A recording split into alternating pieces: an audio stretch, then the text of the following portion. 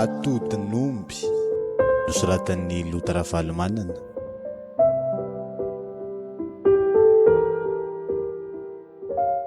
Tiako ny mampafantatra anao fa efa arako tsara daholo ny programanareo. Dia efa mampitandrina anao mba tsy kitikitika azy fa tsy efanaraka tsika. Tsy fomba fiasako izany e. Ianao no mila mitandrina mafy. Tsy atoronao amin'izany efa haiko ny tokony ataoko. Fa raha sanatria misy ny mahazo azy dia miala tsiny aminao arivo. Aza matahotra e. Tsy ho voakitika akory ny olona raha samy manaja amin'ny fifanarahantsika. Ampatsiahiviko hatrany anefa ary naty fa ny asa ny zava-dehibe. Ary eo ka tsy ho adinonao fa tsy kestion anaraina roa hetsy ny resaka eto fa vola be antapitra isan'ny maro mihodina ao anatin'ity afery ity. Mampitandrina hatrany fa tsy tokony hivoaka eo amintsika telo mihitsy izao resaka izao. Zasy ianao ary patron Gabi. Raha ny mahakasika ny olona mahasarotiny anao indray, patron Gabi mety hamono azy fa tsy zavelively. Manara-maso izay ataonao rehetra mantsy izy. Mahatoky aho fa tsisy resaka hiparitaka izany eo.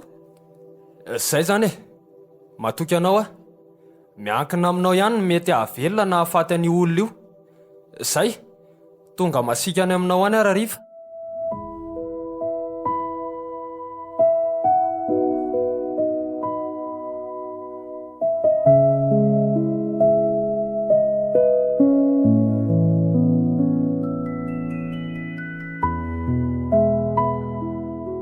Saina, misy vehivavy miandry anao amin'ny salle d'attente ao. Ampidiriko? Vehivavy zary Darly? Tsy fantatro fa zao mihitsy izy vao hitako Reko ny antsolona tamin'ny finday izy teo dia zany momba an'izany zavosoa izany ny resaka resahany tao. Zavosoa? Eno fa tsy haiko na misy ifandraisany amin'izany ny resaka ao ataony aminao na tsy Ampandrosoa ary izy e. Okey ary.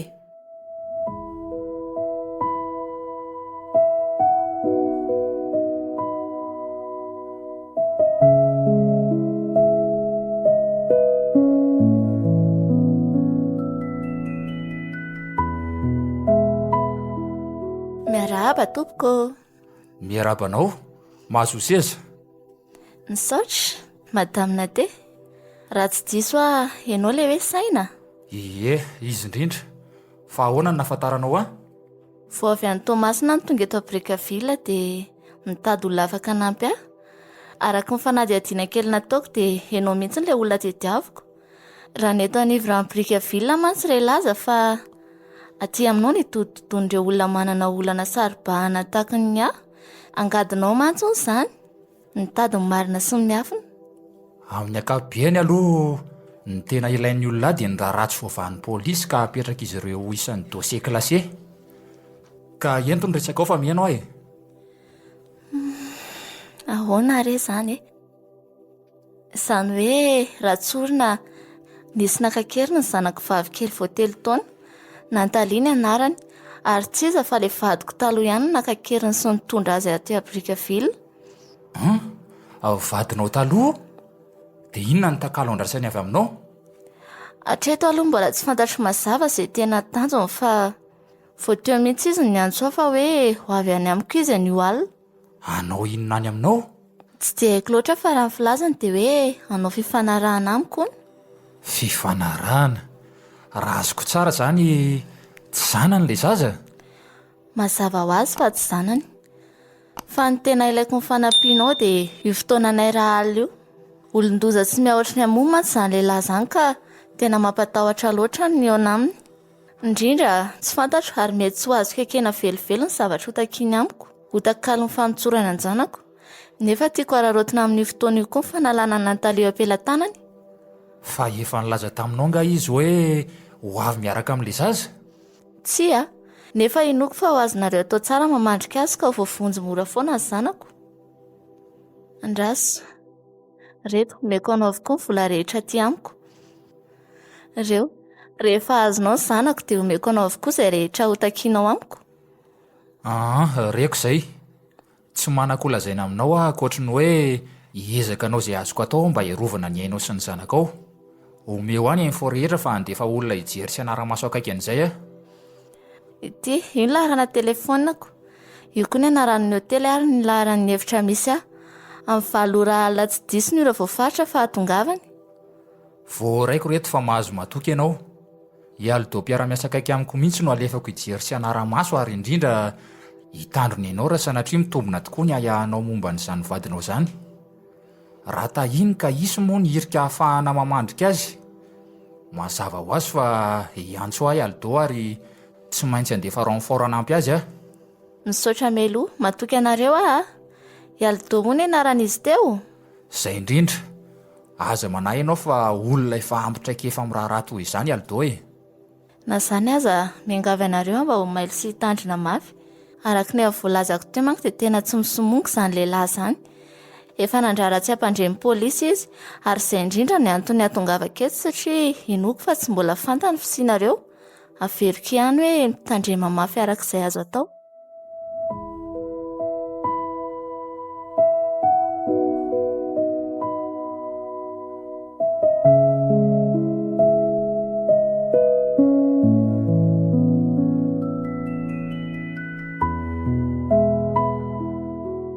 Nanahoana ihany le resaka ao sy le vehivavany-keo ry saina? Na te moa le anarany? Na te. Lazainy fa nalainy vadiny taloha kely noho ny zanany vavy kely telo taona ary ho avy eo naminy ao amin'ny hotely misy azy io lehilahy io anio alina. Natahotra mafy ary tena 14 mihitsy raha vehivavy fa tsy mitsitsy ary tena tsy mamela mahazo mihitsy hony zany rangahy zany a. Tamin'ny valy teo ny ora voafaritra fa natongavany. Dia izay zany ny antony nandefasanao any Aldo any amin'ny hotely io? Mazava ho azy. Efa nafarako mihitsy marinana baviny fa mety alindalina mihitsy Aldo vao tafiverina. Raha zany azo antoka zany fa efa perinasa tanteraka izy zao. Efa mivalo sasany mantsy zao.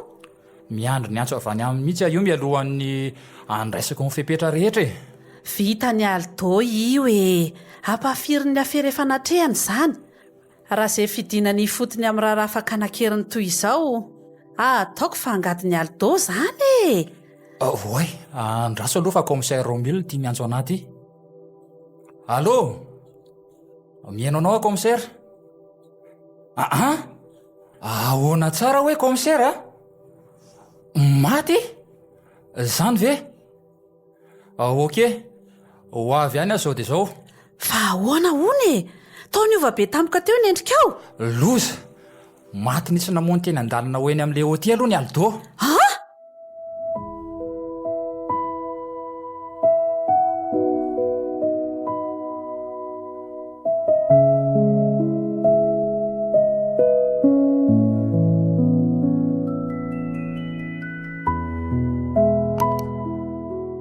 Madamina te, inona ny tena zavanitranga mariny?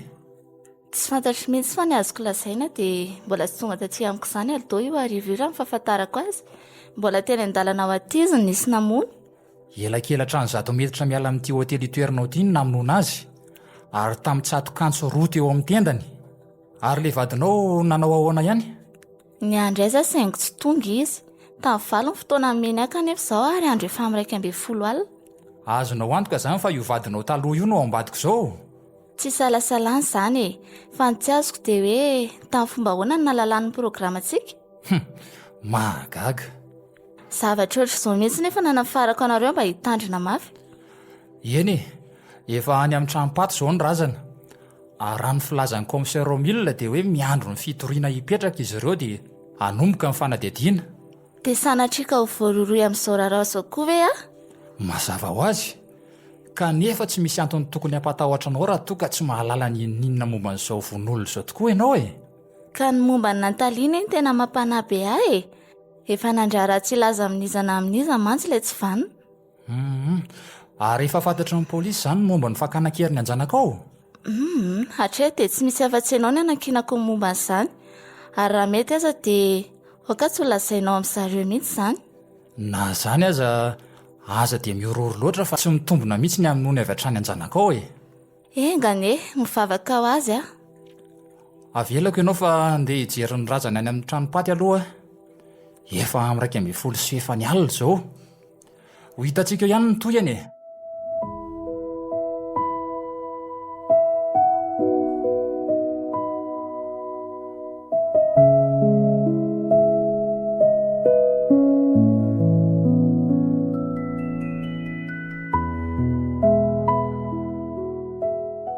ahoana ny hevitry patrogabi amin'izany? Fantatro tsara fa nanantona izany bandy atao hoe sain izany na ty tsy fantany mantsy fa manara-maso azy efa relazara teo fa io bandy io ny tsinga fiasa indrindra raha eto anivorano araka ny anara-petany hoe passe-partout raha ny marina sady tsy polisy le reny tsy detektivy privé saingy tsy ao mifanalavitra amin'izany ny fandraisan'ny olona azy anisan'ny nanatonany naty azy izany. Everiny fa tsy mahafantatra an'izany angamintsikako. Izay nataony tany tsy raharahako fa ny fantatro dia mila voajatrano ny fifanarahana. Efa nampitandrina azy ihany mba tsy hitantarana inona na inona amin'ny olona saingy noho ny amafisan-dohany dia izao ny vokany. Mahatoko ny fanapa-kevitra andraisinareo na izany zao ka tsy hitarina lava loatra mitoy an'izao famononana alito zao so hanimba zavatra. Mazava ho azy.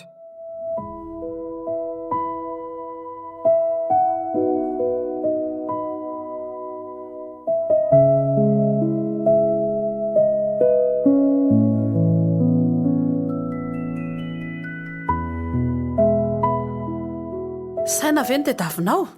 Izy indrindra. Ay, io anoloananao io nge mibiraony e? Misaotra. Midira. Salama ianao? Mahazo seza? Ianao le saina na passe-partout? Izy indrindra mandray anao. Inona no azoko atao anao? Fantatra ianao. Fantatro koa fa nandalo teto aminao na teo maly. Rivo. Raha azoko tsara zany dia iraka madamina te ianao. Tsia. Tsy zany mihitsy. Tsy zany raha teo ny antony atongavako eto fa zavatra hafa mihitsy e. Mihaino anao ary ahy e. Efa nahita na nahareny anarana hoe Zavosoa ve ianao? Zavosoa?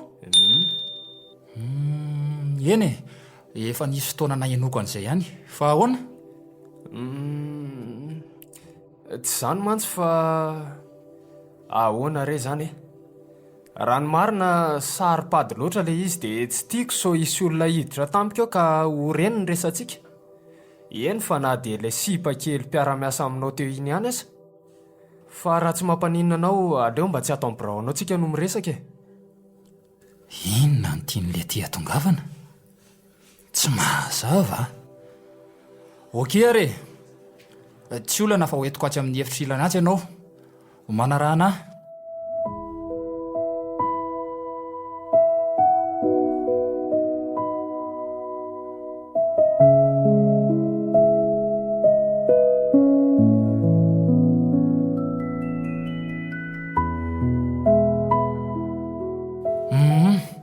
Ka ento malaky ary ny resaka ao fa efa nataoko tsara hidy ny varavarany e. Okey, tsara be zany. Ary ataovy ambony avy hatrany ny tanana fa basy voafahana ny manondro ny lohanao. Tsy azoko. Miala tsiny fa tsy maintsy hisava ny birao anao sy ny efitrano rehetra ato e. Omeo any lakile rehetra. Aingana ianao? Ao am-posiko ao. Aisa. Ambay akako azy. Ary mitodiany amin'ny rindrina e. Aisa.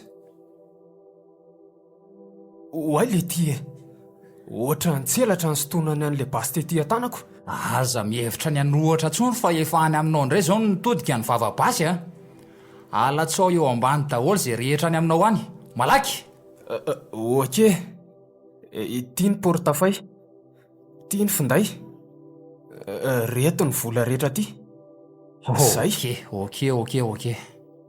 Napetra moramora teo an-dadabatra le basy rehefa avy nesoriny ny bala rehetra tao anatiny. Raha zany mety afaka hiara-iasa ihany tsika. Raha azoko tsara dia ianao zany nankakeriny ny zanako madamina te. Zany hoe ianao le vadiny taloha. Ha? Tsy azoko. Fa nanomboka oviana indray hono na teny nananjanaka. Dia nanomboka oviana koa kialiny ny nanambady. Aza vao.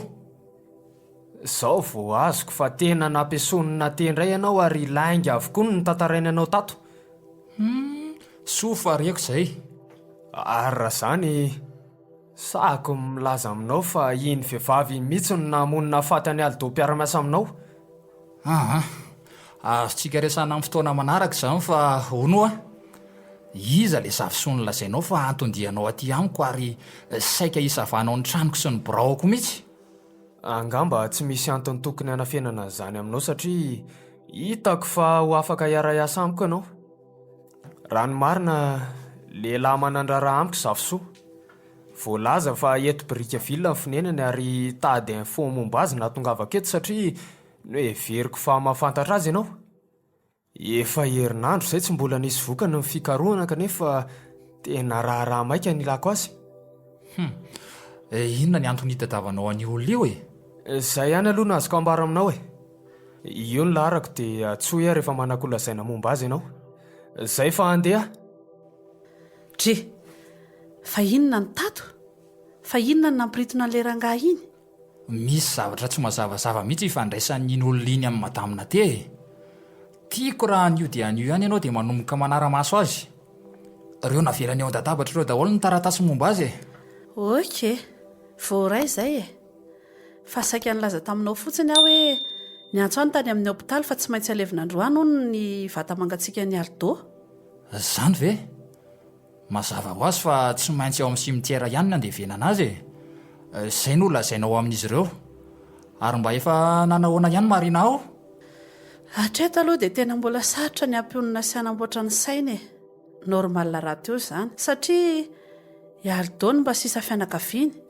Mbola tanora loatra koa marina e. Vao 12 taona monja ange iny e. Mampalahelo. Manomboka eto dia tsy maintsy ho raisitsika tanana ny momba azy manontolo e. Lazao izy fa hiaraka ho any amin'ny tranopaty telo rariva. Oke zany e. Fa oe, efa mivaly sasany maraina sahady izao. Lasa aloha. Etiko izany reto taratasy reto a. Iza moa ny anaran'ilay olona rahako maso teo? Rivo. Ay, Rivo. Lasa aloha zany e.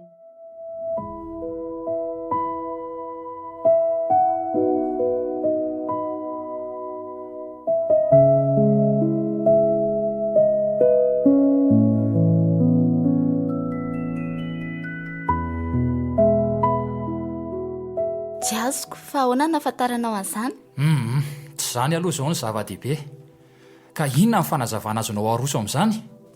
Mba nisy marina ihany ve reny sy ireny sa dia tena hoe lainga zato isan-jato? Eny e, ekeko fa nandainga taminao tokoa. Tsy maintsy nanao an'izany satria haiko fa raha fantatrao ny tena zavan'izy azoko antoka fa tsy nanaiky hanampy akory ianao. Ny tena marina mantsy tsy mbola manambady tsy mbola nanambady ary mazava ho azy fa mbola sy manan-janaka ihany koa. Olo tiako taloha ny nandrahoana azy sy nikasa eo amiko omaly alina. Izay no antony ilaiko fanampiana avy aminao. Saingy indrisy fa ilay olona natao hiaro andray no maty voaloha. Sura ve ianao fa tena marina avokoa izany zavatra lazainao amiko izany?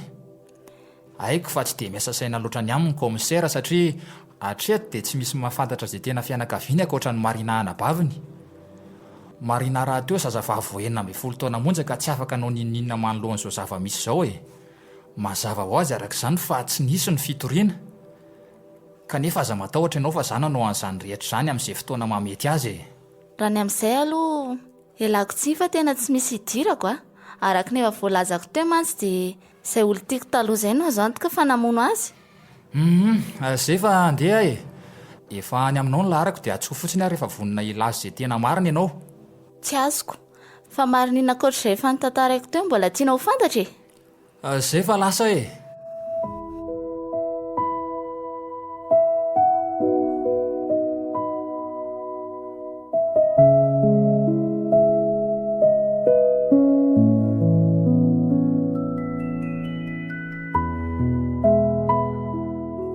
Allô, Darly, efa misy azonao lazaina ve ny momba ny Rivo?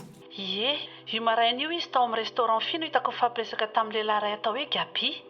Izay voto atin'ny resaka izy ireo tsy fantatro fa reko voatonontonona tao fotsiny ny anarana hoe Zafisoa. Torak'izay koa ny anaran'ny Nate. Andraso fa alefako aminao ny anaran'ny hôtely toeran'izay rangazay e.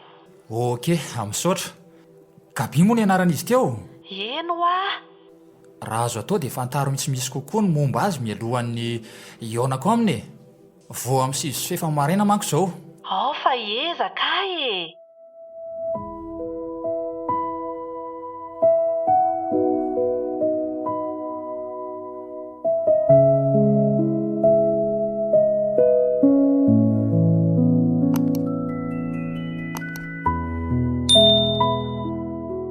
Monsieur Gabi, Ody, fa ahoana no nahafantaranao asan'ny toerana misy ahy? tsy mbola fantatrao anga fa mpitadiny miafina rehetra no asako e. Kanefa tsy midika akory izany hoe miafina ianao. Raha azoko tsara zany, ianao le saina aminy. Voalazanao. Raha le anarana aloha efa reko matetika e. Saina. Pasiparito ihany koa zy ry zalahy. Ka inona ny ilainao ahy? Tiako no milaza aminao fa mahafantatra tsara ny atondianao eto Brickaville ary hanampy anao amin'izany indrindra aza ny atongavako eto raha mifanaraka tsika. Zany ah. Eny e. Fantatro fa efa samy nitonantonana tany aminao tany na inona tena irivo. Haiko fa ianao no naniraka ny zareo e. Ny marina kokoa nikariko an'ilay lehilahy atao hoe Zafisoa eto Brickaville ny nanaramanao azy ireo. Fa ny mahaliana ao anatin'izany dia hoe inona ny antony ikarohanao azy. Aza manahy ianao fa lehilahy matambava no miresaka aminao e. Tsy mila misahirana manakombona ny vavoko tahaka ny nataonareo tamin'ny Aldo akory ianao. Raha iresaka momba ny Aldo ny antony nahatongavanao eto ah. Miala tsiny raha ilaza fa diso adresy ianao. Eny e, tsy mbola zany zao no resahantsika fa inona ny azonao amaliana ny fanontaniako teo? Tsapako ny famaizanao amatatra ny tsiambaratelonay kanefa ialako tsy ny fandroany fa tsy mbola zao ny fotoana ahafahako milaza zany aminao. Ok, tsy olana fa omeko fotoana eritreretana sy andinihana tsara ianao e. Haiko fa tapoka taminao ny fahatongavako ka tsy magaga raha mbola tsy misy ny fifampitokisana. Io ny laharako dia atsoy ary efa tena tapa-kevitra ny ara-iasa amiko ianao e. Zay fa lasa, efa amin'iray tolakandro sahady zao.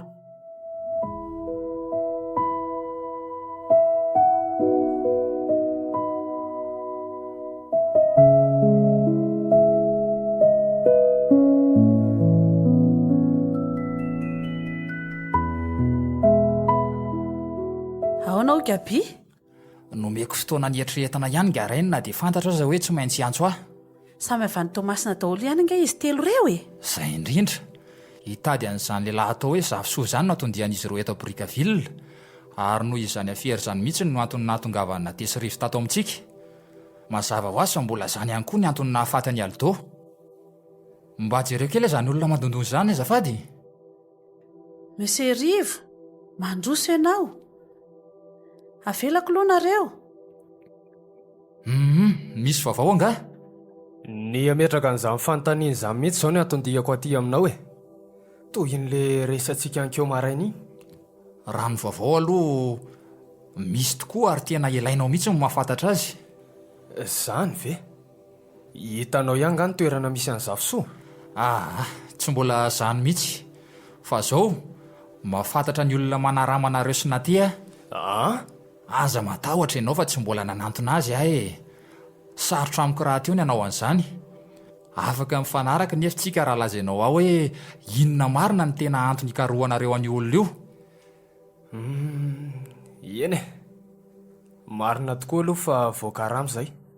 Fa raha ny valin'ny fanontanianao, tsoriko fa na izaho koa aza mba tia fantatra an'izany saingy tsy nilaza n'inona momba an'izany patro. Mitondra Zafisoa velona eo anatrehany ihany ny asa nakinina taminay. Izany hoe Toy izy ny teninao? fa tena vonina ny any ampy marina ve aloha ianao e? Inona moa ny tokony hanakana amin'izany rehefa mifanaraka tsika e? Ny tena marina mantsy telo tapitrisa ariary ny fanarahanay tamin'ny lehibe. Ka tsy mampaninona ny manome anao 500 isan-jato raha afaka miasa ho ahy ianao. Ok, mazava izany. Mahatoky anao izay ny androany fa mifampiantso ihany e. Ndao ary, dia aoka mba hifampita vaovao hatrany. Reko avokoa ny resaka reo teo. Dia ahoana ny hevitrao? Tsy azoko mihitsy ianao ty. Nilaza ianao fa hiara-iasa amin'ny vatana amin'ny Gabi nefa ny tao lasa hiara-iasa amin'ny Rivo indray. Ay ve, aza taitra ianao fa anjarako ny mandamina an'izany. Asaivo miomana fotsiny ny marina fa hiaraka hanatrika ny fandevenana ny Aldo any amin'ny simitiara tsika izao arivo izao. Efa amin'ny telo sasany tolakandro mantsy izao. Ok ary.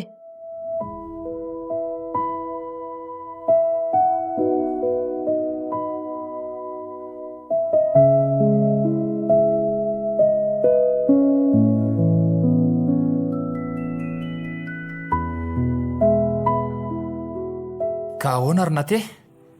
Vonina ny tantara amin'izay sa mbola misy fotoana kely eritreretana? tamin'ny 7 maraina ny alako teto efa amin'ny 9 zao ataoko kosa ngamba fa ampinanapahanao hevitra zay ora maromaro zay a zay Starly aza efa avy nanatrika amin'ny fandevenany any Aldo tany amin'ny cimetière. Efa nilazaiko anao avokoa izay rehetra tokony ho fantatrao dia mbola inona ihany.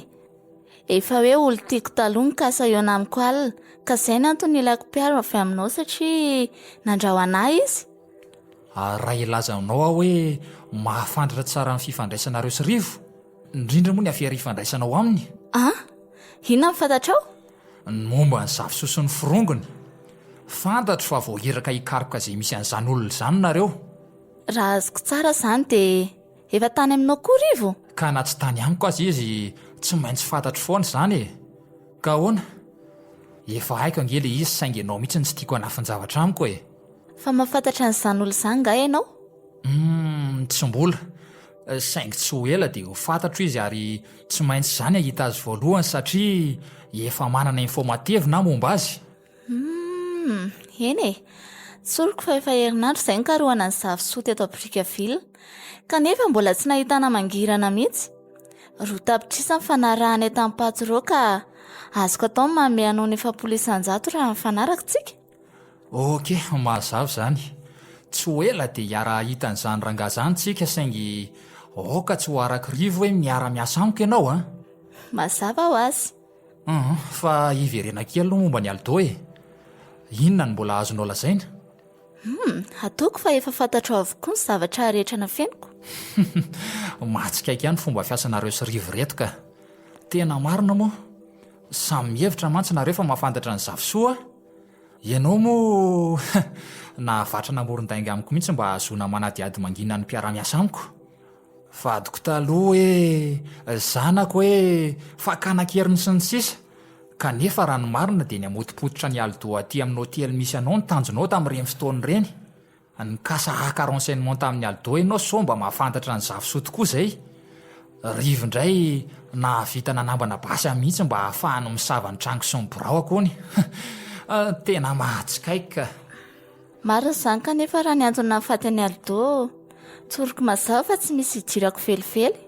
Averika ihany hoe tsy tonga taty amiko akory izy alina fa mbola tena an-dalana ho any amin'ny hôtely ny nahafatesany. Asa mety hoe rivo angamba namono azy satria tsy tindra fantany hoe izany mahafantatra ny zava-soa mialoha. Ho fantatsika mian-dalana ihany izany rehetra izany fa izay aloha ny anio e. Amin'ny 9 sasany hariva sahady izao. Lasa efa mazava amin'ny fifanarahantsika teo a. 700. Ok are.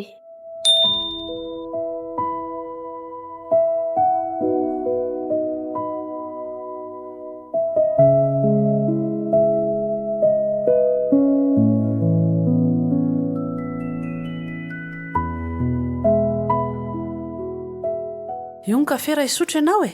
Sa efa sakafo maraina? Tsy mbola ka. Ary tonga aloha be ianao izany androany a. Satria fantatro fa mila mifanampiako ianao. Misaotra. Dia izay le izy e. Raha ny marina dia niaka renseignement tamin'ny Aldo ny tena tiany naty atao. Ny antony tena nahafaty azy ny tsy fantatra e. Marina ny tena mampalahelo e. Tena matimaty foana ohatra ny valalan'ny samborim-boka ilay mba mpiahy azy hatr'izay. Andraso aloha. Rivo tia miantso ity. Efa misy vaovao ve? Izany miantso anao rehefa misy izany ka. Ok. Otry. Tia miantso ity koa ary gabiko. Allo, mitongava aty amiko ianao anio 9:05. Ok. Tapa-kevitra atao ihany ngamba ngarainy. Fa inona mihitsy ny tena tianao atao ty e? Iza amin'izy telo ireo ny rahanao? Na te sa rivo? Sa gabiana niraka azy roa ireo? Reo olona tany sainao ireo dia samy mikatsaka ny tombontsoa manokana ho any am-paosiny avokoa e. Ary eo anelan'elan'izy ireo no misy ahy amin'izao. Tia le kaopy fa misaotra. Apetrao eo e. Fa izao ry saina. Tao anatin'ny 420 ora izao dia nanao fanadihadiana teny rehetra teny aho. Dia ahoana? Iza hono le zava-soa? Tsy fantatro mazava fa le zavatra hafahafa tehiriziny ka mahatonga azy miavaka amin'ny rehetra no nahenoko sisiony resaka. Zavatra hafahafa? Dia tehiriziny ahoana koa? Efa nisy fotoana ve ianao na eno teny hoe egasispil na hoe atodin'omby atodin'omby ozy tsika malagasy atodin'omby hoe eno a atodin'omby.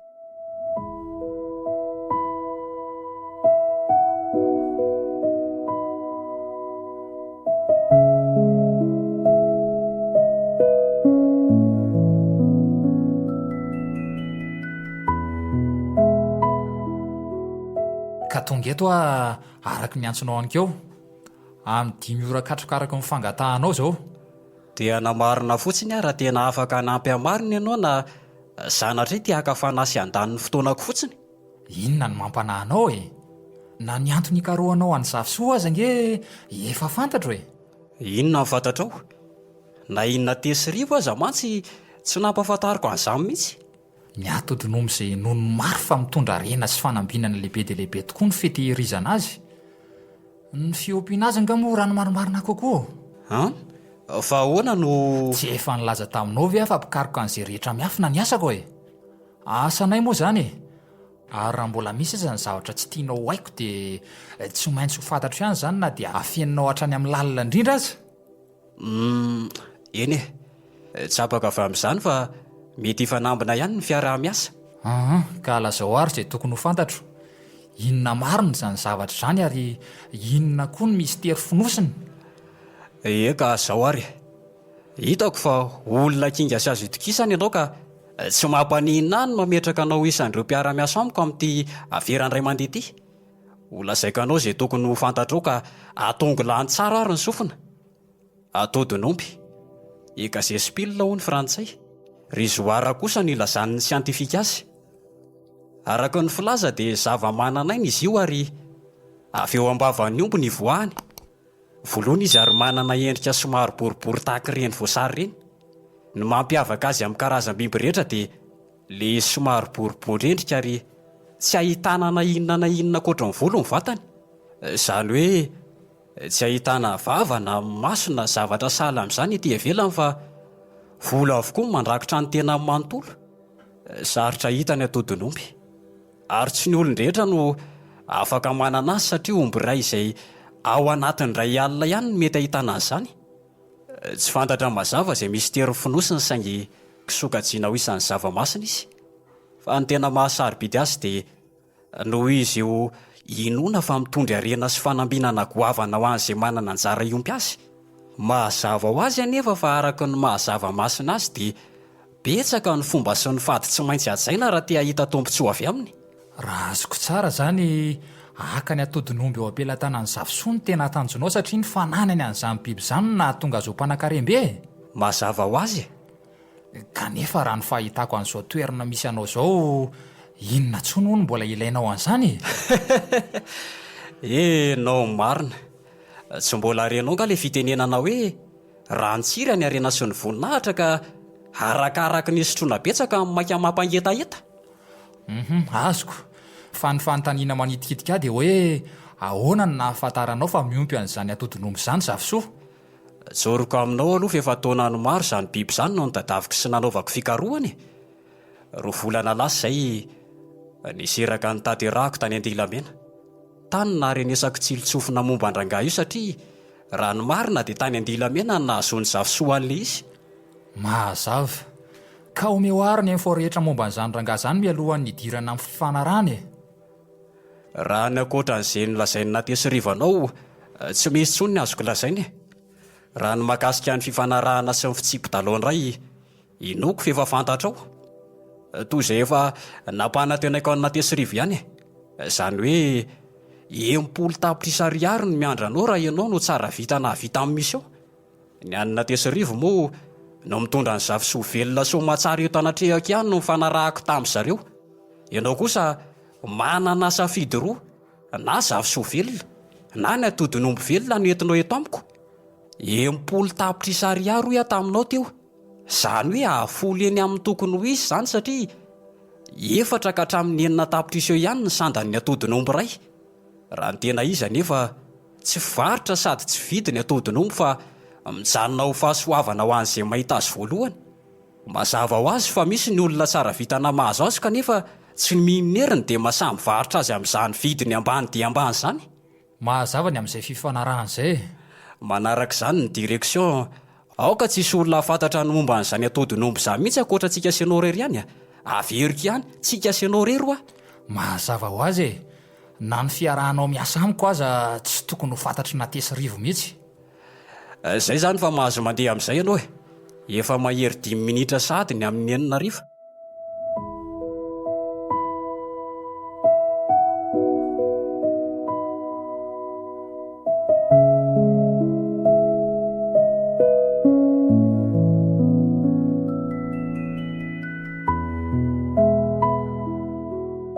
raha azoko tsara zany dia samy nandainga taminao daholo na natena rivo rivo mantsy dia nilaza tany am-boalohany fa 3 tapitrisa ny nanaramana azy natendray ny teny fa hoe 2 tapitrisa kanefa dia 10 tapitrisa be zao ny namparatena ny gabi azy roa ireo raha araky ny fanazavanao azy.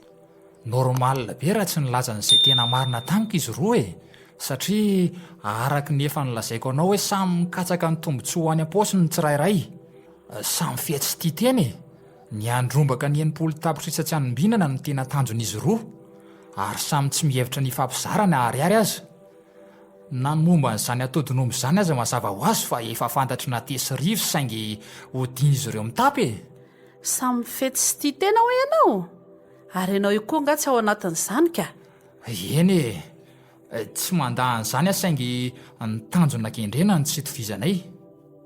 Eny e, matoky anao foana ne ahy e, hiaraka aminao foana asako raha teo koa izany e. Zay mihitsy, ary eo ka tsy hametraka fahatokisana amin'iza mihitsy sika. Eny fa na dia amin'ny gabi aza. Amin'ny fomba ahoana koa moa no mbola atokisako an'ireny, ialdo aza ny vononiko. Ny tsy haintsika fotsiny izao dia ny hoe iza amin'izy telo ireo no tena nandatsaka ny ainy. Tsy maintsy ho fantatra ihany izany e, sady asako mantsy mamantatra an'izany no akidiko ihany koa mahatanaka vanako any Aldo. Fa izany ho ahy eo ihany ry saina fa te hafantatra misimisy kokoa momba n'izany atodin'omby izany aho. Ka reny efa nitantaraiko anao reny e, na za koa aza nge tsoriko fa mbola kely dia kely ihany ny fahalalana nanako momba n'izany e. Raha ny finoan'ny akamaroan'ny olona dia hoe zava-mananaina mivoaka avy ao anatin'ny omby le izy, izany hoe ompiana sy karakaraina toy ny biby rehetra ihany. Voloina toy ny omby ihany le izy ary manana endrika somary boribory. Ronono sy tantely ary rano mangatsiaka ny sakafo fihinany sy fanome azy isan'andro. Eny fa na dia hoe tsy hita mivantana azy izay vavahafahana mitrokan'ireo zavatra ireo. Zava-mananaina hoy aho taminao teo. Ara-tsiantifika kosa nefa dia lazaina fa ireo kankana amin'ny vilona miampy an'ireo volo izay lehilafin'ny omby amin'ny vatany mamorona n'io zavatra io ao anatiny. Izany hoe azo lazaina ho karazan'ny kista ihany le izy e. Mariako anefa fa tsy mbola voamarina 100 isan-jato ny voka-pikarohana amin'ny lazan'izany. Fa ny tena mahalafidy azy dia no le finono maro hoe arembe tsy hita pesipesenina no azo amin'ny fananana azy. Zany efa henoko ihany aloha izay fa nisy fotoana mantsy nalaza sy niteraka resabe tato amintsika momba ny zavatra io taona maro lasa izay. Ny fofisainina moa dia nanao valaka avy hatrany sady nilaza hoe omby ve anatody. Ny tena marina nefa avy ao amin'ny vavan'ny omby ny voan'izany zavatra izany fa tsy avy ao amin'ny vodiny akory. Magaga fa hony tokoa ary saina. Azonao antoka marina ve fa tsy mampidika izo antsika amin'ny fidirana lalina amin'ity afery ity e.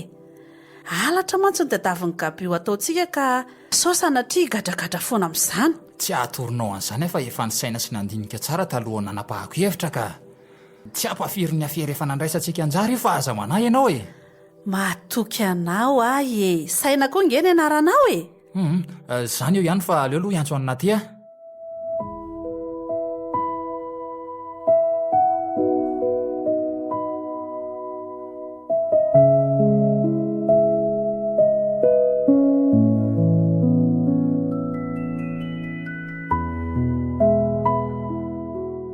Lazao izay mifoafarana any aminao anapiako izay efa ananako.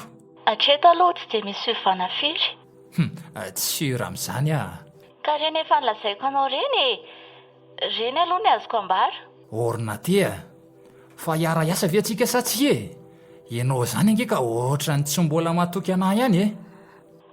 Tsy hoe tsy matoky anao fa raha tena vonona niaraka amiko ianao, ny fampitokisana aloha ny voalohany tokony hapetraka ao amiko. ary ianao lazao amiko ary izay zava-bitanao teo anatin'ny zavatra amby 20 ora mahery izay e. Ny ariva teo mihitsy zao no nahafantarako fa ay tena zava-tsarobidy be tsy misy toy izany no tehiriziny zafisoa. Za mino mihitsy fa zany zavatra izany no tena antony anaovanareo aza lambo azy. Efa fantatrao ve hoe inona ilay zava-tsarobidy? Asa, mety hoe vato sarobidy ohatra na tsy haiko e. Ka ahoana? Tsy efa ampitokisanao ao ve ny lazaiko an'izany e?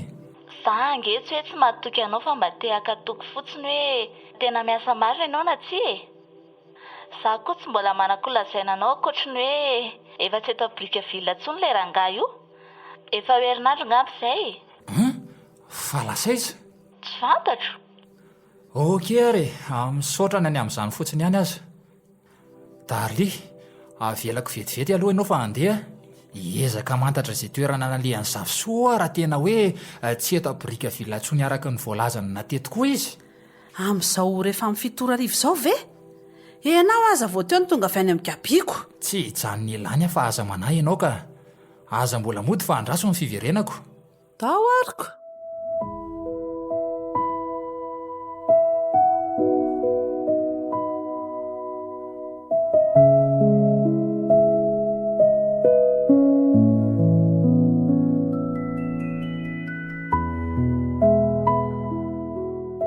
Arivariva ianao zany e. Efa amin'ny 6 sy fefany ariva mantsy izao. Manelingelanao nga ny fahatongavako. Ka tsy zany mihitsy. Ekeko hoe ny fanaraka tsika saingy ahoana moa zany ny noko fa tena miasa ao amarina ianao. Tsy mahatoky anah nga ianao e. Iza no mahalalako. So miray tendro amina te ihany ianao fa za fotsiny nataonao fakana renseignement eto. Fantatro zao fa efa tsy eto Brickville intsony le zafisoa. Ary tena rapida marina ianao zany a. Information nangononay tao anatin'ny herinandro mahery tsy ampy 420 ora akory ny nahazonao azy. Zao no teneniko aminao a. Na hiaraka amiko ianao na tsy ampiova ny inon'inona zany satria tsy maintsy za ihany no hitan'ny zafisoa voalohany. Tsy manatsafidy anefa ianao. Tsy maintsy miaraka amiko raha te hahita fahombiazana ao anatin'io afery io e. Zao are. Araka ny vaovao azoko farany dia efa ho herinandro izay ny alany tao Isandra ka any Ambositra any izy amin'izao fotoan'izao. Raha zany rapitso ihany zany tsika dia tokony makany Ambositra. Efa saika hanainga ho any mihitsy aho no tonga ianao e. Tsy mety ny mandeha irery fa aleo miaraka hatrany e. Tonga dia mitedava fiara fa rapitso maraina ihany dia hanaingitsika. Eto ihany ny fotoana. Zay fa lasa.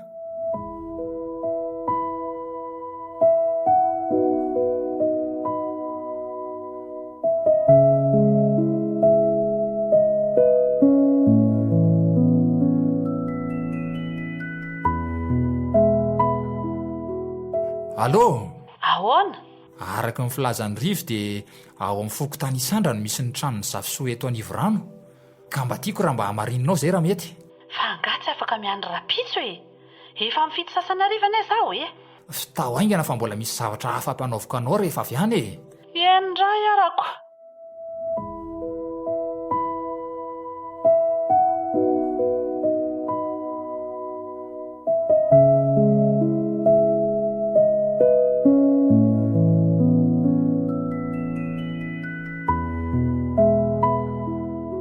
Taraiko be ianao zany.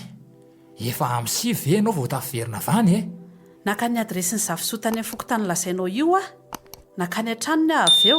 Ary avy amin'izay no nahafantarako fa efa herinandro izay ny lasany Ambositra. Iza ny lazan'izany taminao? Ny mpiambina ny tranony nampiresahako e.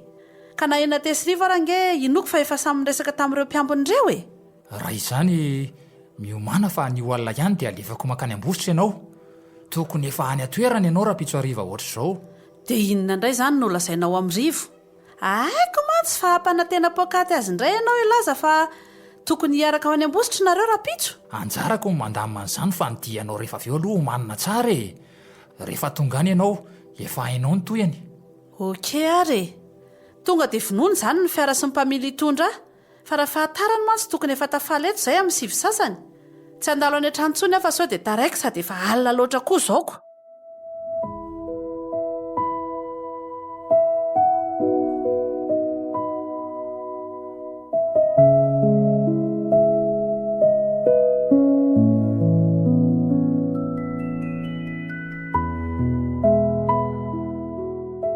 Fantatro fa efa lasa ianao fa tsy nahandry a?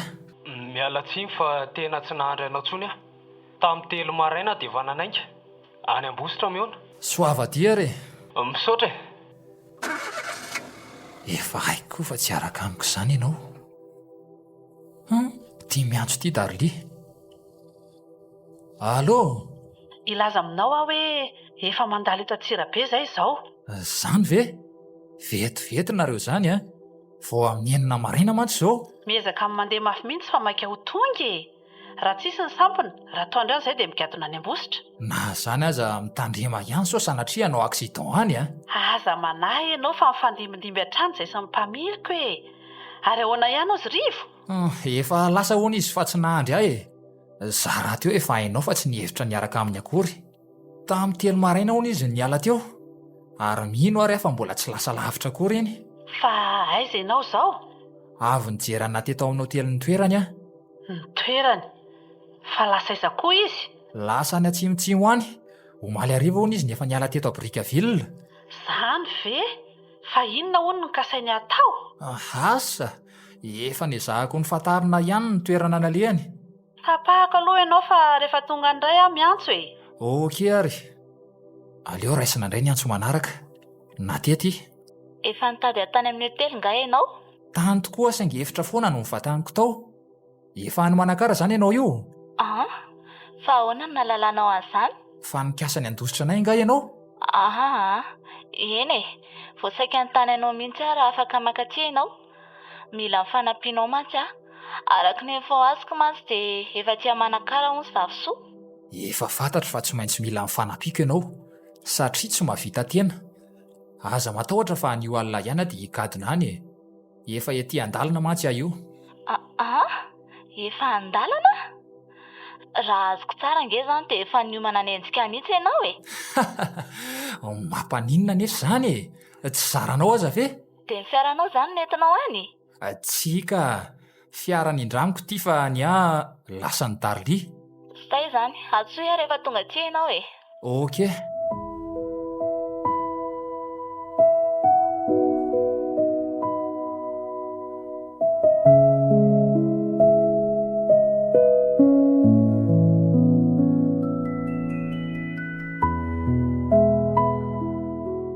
Amin'ny 5 ora hariva sahady izao.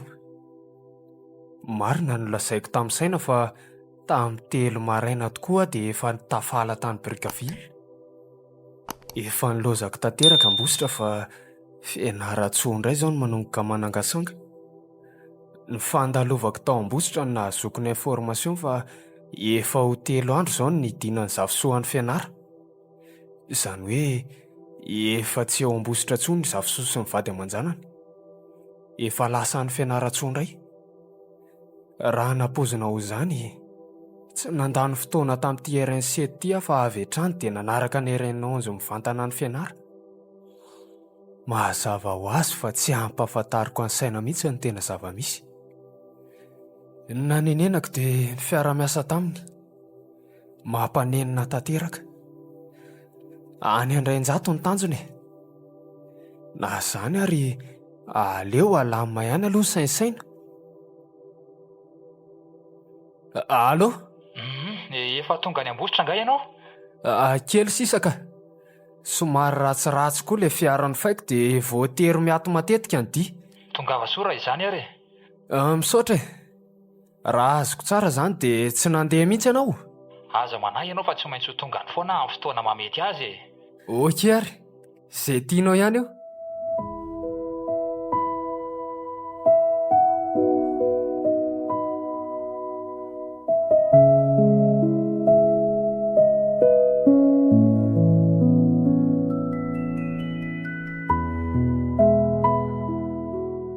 Vao tonga mihitsy izay ankeo dia nakany amin'ny aéroport nanamarina ny adresin'ny Vavosoa eto Ambositra. Dia ahoana? Efa azoko ilay izy fa rapitsa aho vao iverina andeha any. Fa aiza ianao amin'izao ora mivaly sasany alina izao? Aty Manakara? Manakara? Eno a. Efa miandry anaty ato amin'ny restorija mihitsy aho izao. Orsaina, diso matoko tena loatra ianao. Fa ahoana? Ka fera mbola tsy azo antoka akory nefa dia sahanao mandany vola be sahady. Ny solika, ny ofan'ny fiara. Fiara ny bandy akamany indramiko fa tsy nanofa ka. Raha no hoe manary vola indray, efa nisy fotoana ve tsy nahombiazan'ny pasiparito sy ny ekipany? Amin'ny ankapobeny aloha tsy mbola nisy saingy. Eny e, matokanao ahy e. Fa inona hono ny ataony natehany manakara? Ka raha araka ny voalazany dia hoe efa nandalo tao am-bositra izy ary avy amin'izany no nahafantarany fa lasa tia manakara indray ilay zavosoa. Zany ve? So dia mba tokony hoany ary zany ahy e. Tsia, alamininy any am-bositra fa anjarako ny aty. Eny ary, fa hono aho? Marina rery zany sisa ny ao an-tranonao ao zao? Napetrako any amama izy mandra-piveritsika. Fa efa natao tely zany ianao izao. Mazava ho azy. Efa matory mihitsy aza. Raha izany dia soava mandry ary fa efa tia tamin'ity koa na te. Okey ary. Salama. Salama tsara ka. Raha tsy salama koa ve moa ho tonga tia manakara rery tsy misy fampandrenesana e? Enao koa? Zany fa efa maika loatra ho maly ariva dia tsy nahatsiaro an'izany intsony. Dia ahoana?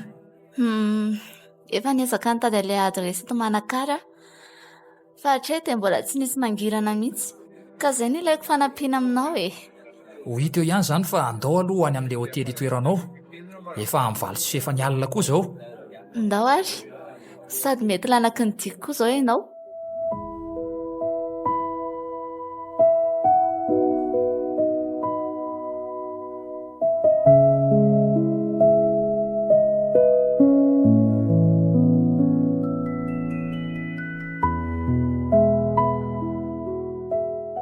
Eto ilay trano.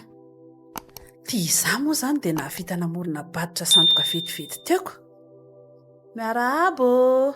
Salama. Sipakely avaizako ty tonga eto am-bavahadiny zavosoa ty. Sady tonga dia mitsikitsiky be izy vao nahita. Azafady. Ato ve lera nga atao hoe zavosoa no mipetraka? Ie, fa ahoana? Tsy izany mantsy fa... Fantatro. Ay olona tonga hanatanteraka fansambahoaka na recensement mademoiselle. Hitako amin'ilay badisa mantsy. Izay indrindra ka. Raha tsy diso mpiambina n'ity tanàna ity ianao e? Ie, fa afaka manampy anao na dia tsy eto aza ny tompotrano. Fa nga lasa nandeha lavitra ry zareo. I zavosoa sy ny vady aman-janany efa afaka omaly ny lasa ny fianarasoa. Zany. Ie. Azafady ary e. Raha tsy mampanina anao dia mba feno kely ity taratasy ity. Izany hoe ny momba ny zavosoa raim-pianakaviana. Toy ny hoe anarana feno, larana finday azahoana azy sy ny sisa e. Manaraka izany an'ireo vady aman-janany sy izay rehetra mipetraka ato. Tsy maninona izany e. Omeo aty ary ny stylo aminoko azy. Tia ary e. Raha azoko tsara izany dia mbola manana trano afaka ohatran'ity eto ambosy ity zavosoa. Manana trano ray an'ny fianary izy. Dia mbola misy ray koa amin'ny Manakara. Antananarivo sy Brickaville koa mbola misy. Zany. Ie. Raha mety dia mba soraty tsirairay eto avokoa ny adresy misy an'ireo toerana lazainao ireo. Raha fantatrao moa izany e. Azafady indrindra. Aza manandry if efa laniko tsy anjery aby ny momba ny zavosoa manontolo. Efa hatry ny ela mantsy ny sako tato aminy. Ity ary ny taratasinao. Misaotra betsaka. Iza moa? Jo. Io no anarana fiantsoa. Jo. Makasitraka fa mahafinaritra toanao ihany ny anaranao. Makasitraka tamin'ny fanampiana Tsy sisorana fa anisan'ny asako daholo izany e. Izay ary fa mandra-piona Jo Mandra-piona? Fa mbola mikasa ny verineto anga mademoiselle. Fa tsy tianao angara mbola miverina? Nahoana moa ny tsy ho tiako. Vehivavy tsara sady mendrika tahaka anao izao ve? Na ho tonga eto isan'andro aza tsisy problème mihitsy. Zarako aza. Veloma Jo. Veloma dia mirary soa. Ndraisy ny tanako sady nitsikitsiky be indray izy. Andray. Atsara an'izay tovavy re izany. Tena hoe anjely latsaka tany. Oay, tsy tsikariny fa nisy taratasy kely ny latsaka avy any aminy. Andraso hoe. Numéro. Tena numéro amin'ny mihitsy ty. Darly. Izay izany no anarany. Aleo aprime tsara.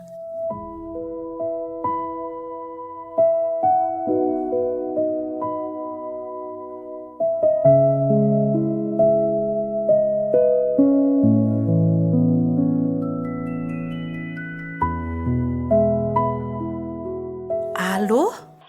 Mihaino anao a? Any fianaratsoa ny zafisosa mivady aman-janany. Lainga fotsiny kaila hoe any Manakara. Efa azoko daholo ny adresy rehetra. Alefaso aty izao dia izao. Okey. Saina? Sao dia tokony hidina ny fianara ary ah? Tsy a, ny ao am-botsitra ihany ny sahaninao fa anjarako ny akoatr'izay. Tsy azo kokoa ianao. Fa nahoana no tsy avelanao miala eto mihitsy na dia efa fantatra aza hoe any fianaratsoa no misy azy? Ny zavatra tsy fantatra ao dia ity. Ao am-botsitra ny tena fonina ny zafisosa ny vady aman-janany. Ao ny tena misy ny fiainany sy ny fananany rehetra fa fivantanany fotsiny ihany ny aty amin'ny faritra hafa. Zany ve? Te hilaza ve ianao fa tsy aiza fa aty am-bositra ihany no misy an'izany atodin'omby izany e? Azonao tsara. Zahay indray no tsy tao an-tsaiko. Okey ary. Hiezaka anao izay azoko atao ah. Ary ianao, inona ny tena ataonareo sy naty ao Manakara ao? Tsy misy fa mandrebireby anaty fotsiny aho mba tsy hiverenany any am-bositra ka. Ha? Zany e. Tsy azoko izany. Na zany aza niandry an'ilay adresy ho alefanao a dia andeha hijery izay trano fivatanany zafisoa eto Manakara. Tsy mbola tara raha anao an'izany ianao e. Vao amin'ny fito sasany maraina anie izaho e. Andraso fa alefako.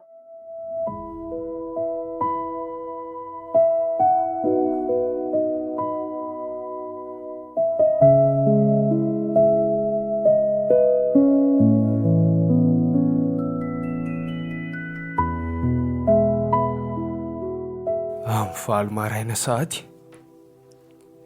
maraina voalohany eto fianaratsoa.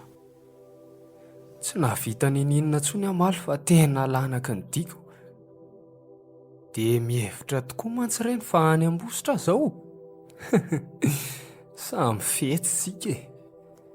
Ny olana kely zao dia izaho tsy nahazo ny adresin'ny zafisoa dia efa nomeko vola misimisy ihany ary tsoa. Le mpiambina ny tranon'ny zafisoa ao am-bositra. Tsy mampaninona ranga zany fa ny zava-dehibe dia ny fahafantarana fa eto an-tampon-tanàna amin'ny fianarana misy andry zafisoa Menakavy. Ny fantatro dia zany tonga voaloha eto fianara ary za ihany koa ny voalohany havita amin'ny mission. Efa mazava ny tanjona. Na ny empolo tapitrisa avy amin'ny kabia, na ny atodin'omby. Ary aleo atomboka amin'izay ny fikarohana fa mandeha ny fotoana ka. Sarin'izy Menakavy raha teo koa moa efa aty amiko. Melohan'izany tsara raha mody atsoina aloha saina. Allo? Manahoana ny ao am-bositra ao? Zao maraina izao ihany dia manomboka amin'ny fikarohana. Tsara zany. Ary mino aho fa ho vitanao io na tsisy ny fanampiako aza. Mazava ho azy. Miandro ny fahatongavanao aty am-bositra aho. Zay? Mba nalalana kany am-bositra ihany koa rivo. Tsy fantana nefa fa ny aza azy efa mifindra lasa aty Manakara. Diso ianao. Tsy any am-bositra zany rivo fa any fianaratsoa. Zany mba ianaran'ny fahanandalitra nefa tsy fantany fa ny antsony ihany dia efa ampy ahafantarako ny toerana misy azy. Toy ny nahafantarako hoe lasa aty Manakara ianao. Fianaratsoa? Manao inany? Satria any ny misy an'ny zafisoa sy ny vady aman-janany. Efa ho 3 andro izay. Zany e. Zany hoe nandainga izay olona nilaza taminao fa lasa aty Manakara izy. Raha izany mila maka amin'ny fianaratsoa farak'izay aingana tsika. Ka roviana. Aza todina loatra fa ho tonga ny foana ianao amin'ny fotoana mahamety azy e. Ny adresiny raha teo efa aty amiko daholy. Efa niraisiko ato anaty karne ato. Ho hita eo ihany zany fa andao aloha sakafo maraina e. Efa amin'ny 7:30 izao.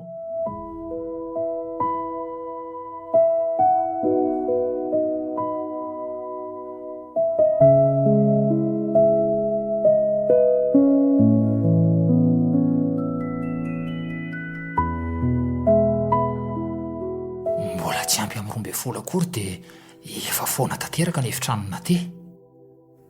Aleo atsofoka ny blouson dia hitady kaly atoandro any ivelany ihany mialohan'ny andaminana ny programa manaraka. Le carnet. Toa nisy nandrovitra ny pejy nasiako an'ilay adresy ny zafisoa any fianaratsoa. Mazava. Kialana tesiny hafetsehen-dratsiny. Kinona moa zany fa dia bon voyage. Tongava soa any fianara ianao ry natea.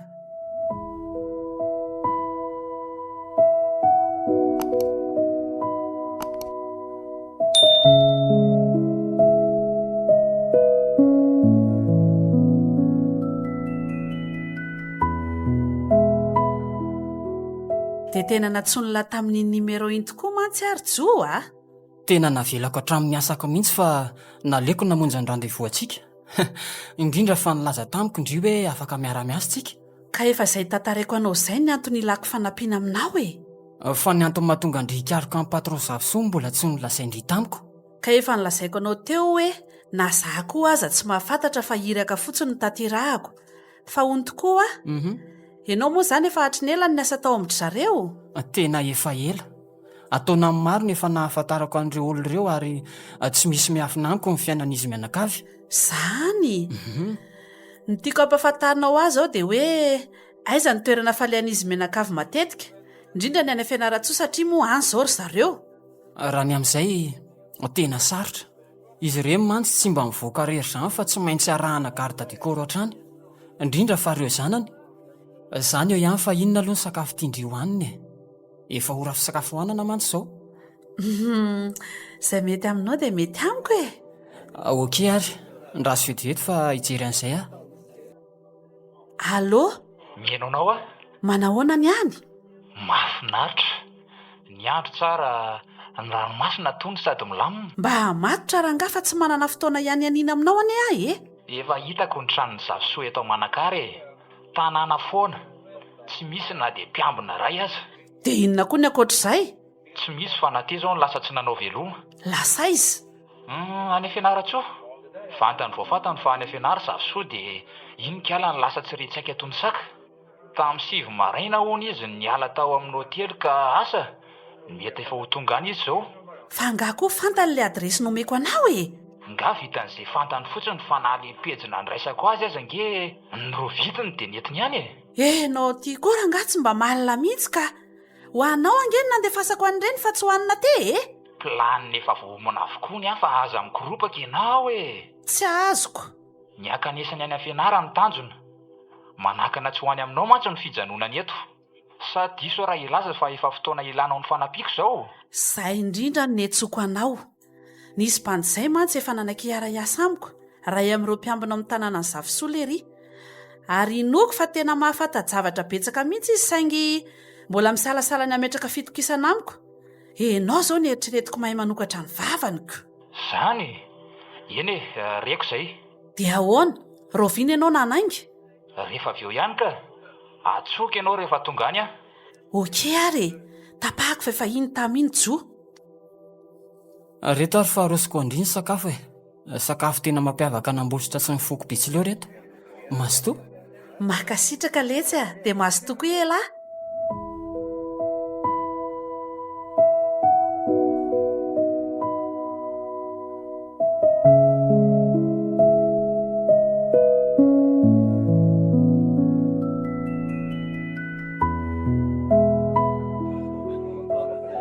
Mba tsy napozy koa ny nahitanao tany amin'ny gara teo. Tonga soa aty Fianara aloha e. Tsoroko aloha fa tsy nitondra faliana ho ahy mihitsy ny fahitananao. Efa fantatro. Fa inona tokoa moa izany nalehanao tany amin'ny gara e? Ho inona ankoatra ny fikarohana ny Zavosoa sy ny fianakaviana moa e. Efa ho 2 andro izao nefa tsy mbola nisy vokany ihany. Hatratio, nanomboka tany Brickaville dia nandalo tany Ambositra hatramin'ny Manakary. Dia izao tonga eto Fianara izao indray. Raha azoko tsara zany jompiambinao Ambositra no nandefanao nakamy Manakara. Ie, na ianao koa aza haiko fa izy nandefanao taty Fianara. Fa tsy azoko hoe nahoana ny nandengainy nefa ianao no lazany fa aty Fianara misy ny azantsika. Tsy mahagaga zany raha nahihatra loatra taminy ianao e. Zaza tsy nahazo ny adresy mazava nefa mba efa nanome matevitevina ihany. Tsy nisy afa-tsy hoe lasa ny Fianara ny olona tediavinao. Zany efa nampanantena fa amin'ny pake maromaro ho an'le ry rehefa tena mipoaka ny afiera. Olona tsy azo itokisana mihitsy. Izao manjary lany tamin'ny Manakara fotsiny ny volako sy ny fotoanako. Raha azoko tsara zany manana ny adresy ny eto Fianara ianao. Eny ny vala ny fahaza-mihevitra ny Amorondrainga. Eny e, taloha ny alako tamin'ny Manakara ny nakako an'ilay izy tao anatin'ny carnet saina. Saina? Fa nga amin'ny Manakara koa le ry. Neveriko fa mbola mienoeno any Brickaville ne. Izy anga vendrana aminao. Mbola kinga lavitra no ianao iny fa ianao hitandrina. Na numero an'ny Zavosoa azy efa any aminy. Anga? dia azonao koa ve zany laharan'izany? Tsy hitako tao anaty karneny. Ka naninona raha nalaina hatramin'ny findainy? Sarotra be zany. Na io taratasy misy ny adresy io aza, toy inona ho ianao fa sahiranako vao nahazo azy? Na zany mahagaga ihany hoe tamin'ny fomba hoana no nahazony sainan'izany rehetra izany nefa nareo aza sany tamin'ny manakara ihany. Izy raha teo tsy mbola mahalala ny fisinjoa akory raha ny fiheverako azy. Diso be ianao fa misy sipa miara-miasa aminazy any ambositra, ary io sipa io no fandray amin'ny Jo izay nanome azy momba ny zavosoa. Fa ny tena loza koa dia retintsika nanaiky nataon'ny saina fitaovana. Raha ny marina mantsy efa nifanaraka tamin'ny gabizy fa tsika fotsiny no nataon'ny fakana renseignement. Za aloha efa tranom-boalohana efa tsy natoky an'iny e. Mety efa nidalana ao aty mihitsy izao. Mila mifanampitsika e. Na dia manana ny adresin'ny zavosoa azy ianao tsy ho vitanao rery raha tsy misy mifanampiako. Ianao raha teo efa nanary ny saina. Fanampan'izay na ho hitantsika tokoa aza ny toerana misy azy. Mbola sarotra tena sarotra ny asa miandry antsika ao aorian'izay. Zay aloha e. Na zany aza efa mazava ny tanitsika e. Na empolo tapitrisa avy any amin'ny pata na atodin'omby. Dia mihevitra tokoa mantsy gaby fa tsy mahalala ninina momba n'izany atodin'omby izany tsika. Na isaina koa azy inoko fa efa mahafantatra tsara an'izany. Raha ny fanaraka amin'ny zavosoa momba n'izany aloha mety ho sarotra ihany, indrindra moa fa hitondra azy eo anatrehan'ny gaby. Azo atao tsara koa ny maka ny zanany.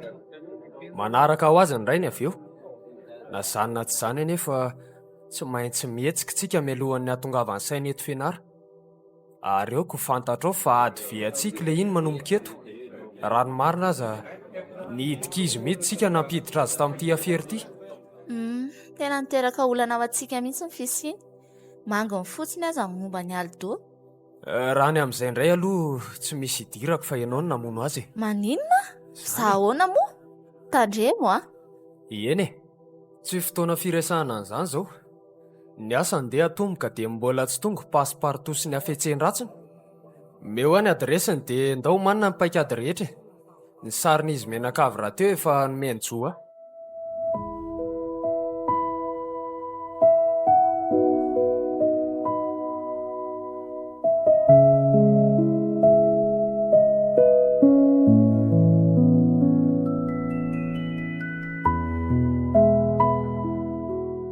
Reo ary ny sakafo dia samy mazoto homana e.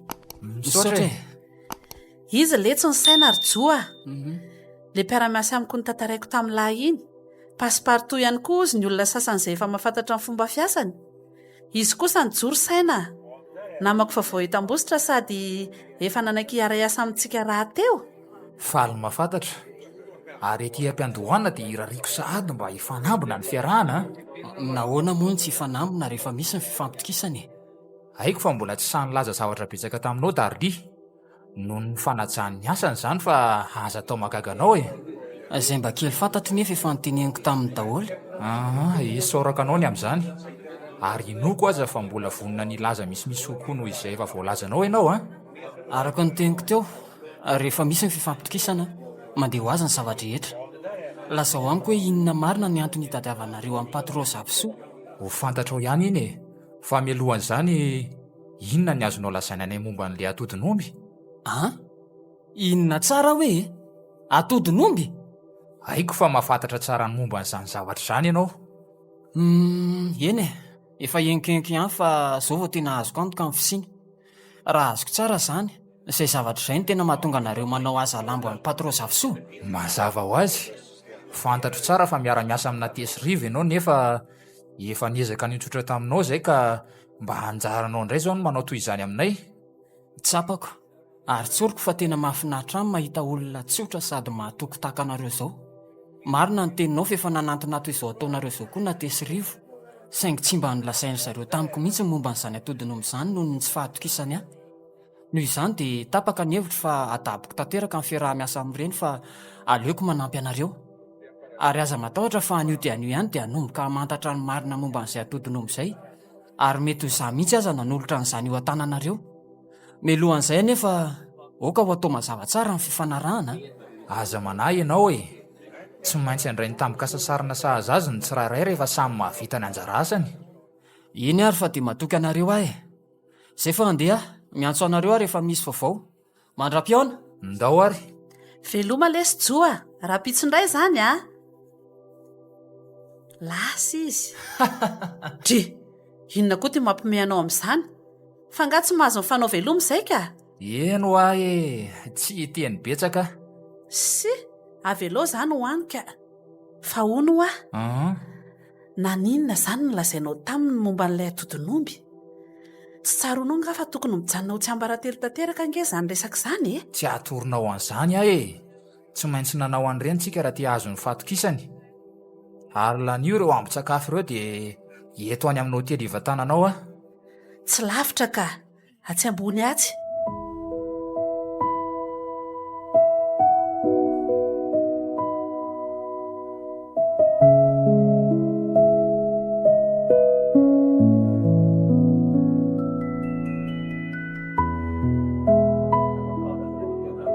Tonga sy eto ambositra patroka bia. Misaotra. Samy efa mifanaraka tamiko avokoa na natena rivo na isaina. Saingy ny antsika sy ianao no tena izy. Ianao no tena hitokisako satria ianao ny patron. Efa fantatro. Izay no nahatonga nanatona anao satria hitako fa any aminao fanalangity. Efa maro mantsy ireo nilaza zokinga sy nahavita azy kanefa toa tsy hitakory izay vokany. Ianao ny farafanantenako e. Aza matahotra ianao fa efa azoko ilay atodin'omby ary efa napetrako amin'ny toerana azo antoka. Zany ve? Dia tamin'ny fomba ahoana no nahazonao azy? Tamin'ny fomba tsotra e.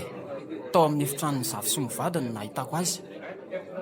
Izany hoe raha matoramasiny nametrahan'ny patron fikarakarana azy mandra-piverenana aty ambositra.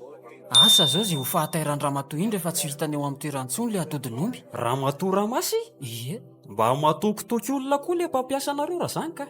Raha ny marina iray amin'ireo mpiasa trano ato ramasy. Antonany maro ny efa niasany tato ka tsy mahagaga raha izy ny tena hitokisan'ny patron indrindra aminay rehetra. Fa ahoana no nahafantaranao hoe teto ambositra ihany nisy an'ilay izy? Satria eto ny tena fonenany zavy sy menakafo fa nataony fivatanana fotsiny ny any amin'ny faritra hafa. Ny tena marina aza akarivotra ihany ny tena nalehan'izy ireny amin'ny fianara fa afaka tapabolana ireny dia miveriny eto. Ka raha ho tafaveriny eto zafisoa, inona no mety ho ataony rehefa tsy hitany eo amin'ny fitoerantsony ny zavany? Afaka tapabolana ho ary ny miverina fa zamana ianao. Raha matoramasy tsy sahy ilazan'izany amin'ny mihitsy. Mahatoky anao aho zany. Dia aiza no nanafenanao an'ilay izy? Tsy lavitra fa any andrefatsena. Tsara raha ianao no makany voalohany dia avy eo aho manaraka anao avy aty aoriana. Amin'izay mba tsy ho vakiana fotsiny ny tetika. Andrefatsena? Eno mandeha tongotra adiny ray eo dia tonga any. Misy neny toako monina any dia any aminy no nametrahako azy. Ty ny anaran'ilay hotely ivatananao dia any ianao no miandry ahy. Tonga any ara-pitso ariva amin'ny 10 ora tsy diso. Le Grand Hotel. Mazava ty fa andeha hitady izay toerana atoriana eto ambositra ny alina aloha. Raha pitso aho mananga makany. Milohan'ny andehananao dia tiako ampatsahivina hatrany ny fifanarahana efa natao. 10 tapitra ariary tsy banga. Aza matahotra ianao fa mbola mety hitombo azy iny rehefa tonga hita ao tanako ny entana. Zay fa lasa. Eny ary any andrefatsena miona. Milamina aloha ny amin'iny. Ary aleo miantso andrivo amin'izay. Allo? Inona ihany ianao e? Fantatro fa miaraka aminao amin'ny fianaratsoa na te. Dia maninona? Afaka manampy anareo raha mifanaraka tsika. Mifanaraka amin'inona e? Izay azy efa mifitahanao. Lazainao fa tsy fantatrao ny adresiny aty fianarana fa mba efa nataoko matevina ihany ny anjaranao. Na te aza moa dia tena nampalahelo mihitsy fa nitonantonana tsy fidiny tamin'ny manakara noho ny ara-tsitsainao. Avelo ny lasa momba ny lasa fa inona ary ty? Nareo koa aza mba tsy nilaza ny marina tamiko. Nahoana ny nafeninareo tamiko ny momba n'izany atodin'omby izany? Fa ahoana no... Ely izany fa raha vonona ny fanaraka amiko nareo dia atambaro no vola efa nampanantenanareo ahy. Samy milaza mantsy nareo fa hanome misimisy rehefa mipoaka ny afera. Atambatra ahoana? Tsy azoko. Zany raha vonona dia miverena ty ambositra. Any andrefatsena rapitso amin'ny 10 ariva tsy diso. Alefako any aminao ny anaran'ny hotely andray anareo any. Zay? Ahoana hoany? Ahoroa malaky ny entana dia ndao hanaingana amin'izany andrefatsena izany. Zao dia zao. Tsy azoko fa misy inona? Aza be fanontaniana fa rehefa vita ny entanao dia ndao andeha. Eny an-dalana tantaraiko anao. Sady tiana alefa an'ity koa ny anaran'ilay hotely. Le Grand Hotel.